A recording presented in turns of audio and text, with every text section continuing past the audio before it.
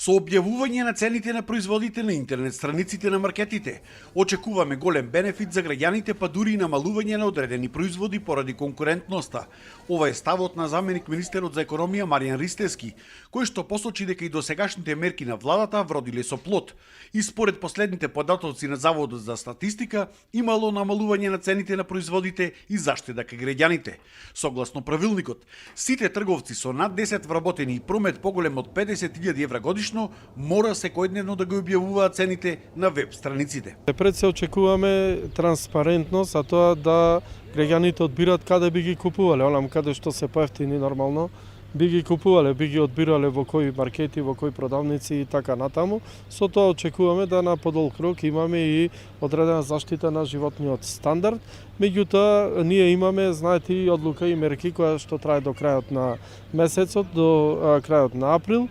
Од она што го гледаме теренски, значи од податоците на Државниот пазарен инспекторат, одлуките кои ги донесе владата имаат ефект, а тоа го кажува и Државниот завод за статистика. Стопанската комора на трговци побара продолжување на роковите, укажувајќи дека дел од малите трговци се уште се соочуваат со технички, кадровски и финансиски предизвици за спроведување на оваа мерка. Особено на мерката се пожали аптеките. Ажурирањето на цените мора да се врши секој ден до 10 часот. Според Ристевски пак нема потреба од одложување на оваа мерка. Мерката стапи во сила од 4 март, имаше 45 дена да се прилагодат. Мислам дека е доволно и голем број трговци на мало имаат свој веб страни, само требаше да воведат нови ценовници, она што предвидува промената на Законот за заштита на потрошувачи. Одлагање нема да има, знам дека има одредени барања, како што најави министерот, можеби наредната недела ќе имаме одредена средба со некои од тие здруженија на аптеки, на трговци на мало и така натаму.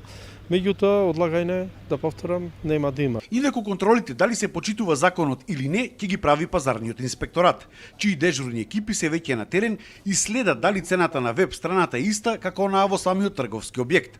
Казните за трговците кои што нема да ја спроведуваат мерката ќе се движат од 500 до 10.000 евра.